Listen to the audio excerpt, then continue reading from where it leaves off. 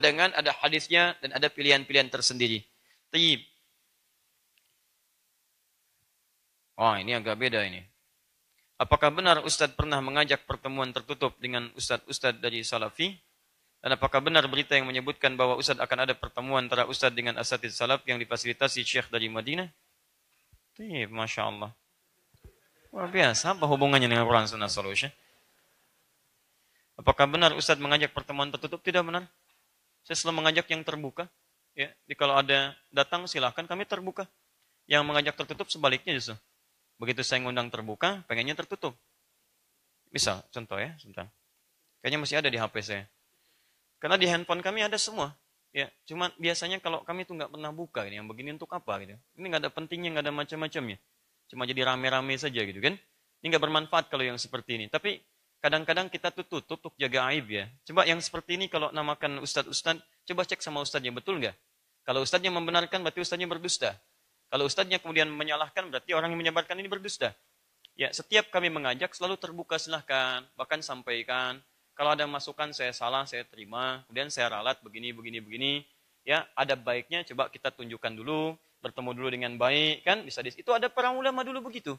Ya, sekarang bikin kaidah sendiri, nggak ada pertemuan, tulis bantah ya bantah. Ngapain berbantah-bantah? Nggak ada kerjaan. Ya, kita ketemu dulu, diskusi dulu, macam-macam. Alhamdulillah. Dan semua baik menggunakan handphone, yang datang ke masjid, ada rekaman, ada video, ada CCTV-nya. Nah, semua yang datang tuh mintanya tertutup. Ginilah, antum bisa baca. Alhamdulillah. Jangan ketawa, baca aja ya. Bismillah. Kalau saya yang baca nanti saya diminta dusta. Dia dikira nanti mengarang. Sini mas, berdiri mas. Nama antum siapa? Imran. Masya Allah. Nanti baca surat Ali Imran ya. Jangan ketawa. Imran. Panggilan sehari-hari kulhu. Ya. Luar biasa. Ini baca nih. Ini dari sejak dulu. Tahdzir pertama nih. Minta ketemuan ya. Baca aja. Tapi tolong. Nama dirahasiakan. Jangan disebut nama-nama ini ya. Antum baca sampai akhir ini. Ini permintaan kepada saya. Antum baca deh. Namanya nggak usah. Ini aja. Baca bismillah. Bismillahirrahmanirrahim. Assalamualaikum warahmatullahi wabarakatuh. Ustadz Adi, bagaimana kabar antum? Semoga senantiasa dianugerahkan kesehatan dan kebaikan selalu. Saya salah satu member, nggak usah Ustadz teh. Sebenarnya sebelum insiden tahzir menyebar, di antara kami sudah ada yang bermaksud menemui antum dalam rangka munasahah uhwaiyah dan munazarah ilmiah. Setelah muncul perbincangan berkenanan dengan antum, ini sebelum insiden tahzir Ustadz nggak usah. Kami yakin selama ini seorang muslim itu mencintai al-haq dan mengagungkan dalil. Maka insya Allah semua perbedaan dan perselisihan akan bisa sirna. Dan saya pribadi di antara orang yang meyakini bahwa antum di antara orang-orang yang mengagungkan dalil dan mengedepankan nas. Karena itu saya bermaksud membantu mediasi pertemuan ukhawi antara antum dengan bla bla bla. Usulan saya adalah lebih baik pertemuan dilakukan di tempat tertutup. Seperti di rumah makan atau semisalnya. Ustadz bla bla bla. Bahkan beliau sendiri meminta tolong kepada kami agar bisa memediasi pertemuan ini. Beliau saat ini sedang umrah dan rencana balik tanggal 5 April. Insya Allah di atas tanggal itu, jika antum ada waktu, bisa kita schedulekan perjumpaan tersebut. Mohon masukan dan tanggapan antum. Semoga Allah memberkahi kita semua dan menyatukan kita di atas kebenaran. Amin ya rabbal alamin. Waalaikumsalam warahmatullahi wabarakatuh. Jazakallah khair. Akhi Karim bla bla bla. Afwan, terkait dengan kondisi internal antum, saya tidak begitu memahami. Karena itu hal privasi yang tidak elok saya komentari.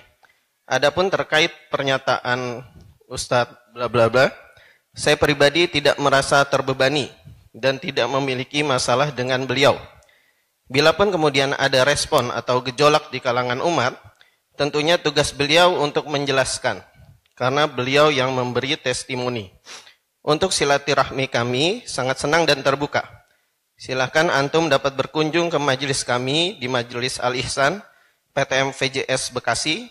Ini lebih baik untuk memuliakan ilmu, karena rumah makan bukanlah tempat pengajar dan penuntut ilmu.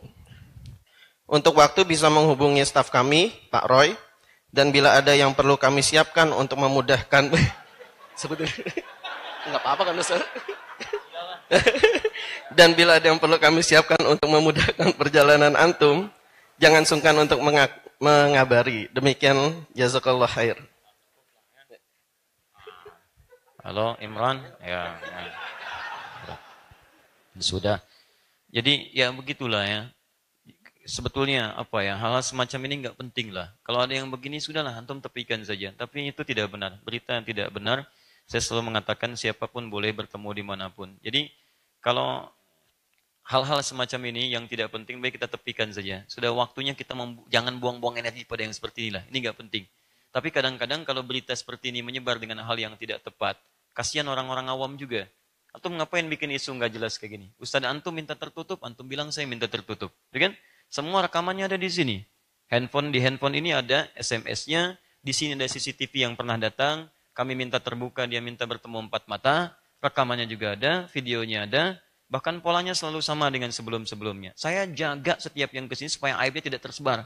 Jadi saya minta pada ustadz-ustadz bersangkutan, tolong nasihati itu murid-muridnya, supaya bisa menyebarkan yang baik-baik. Kalau tidak bisa, diam saja, karena kasihan ustadz-ustadz jadi aib nantinya.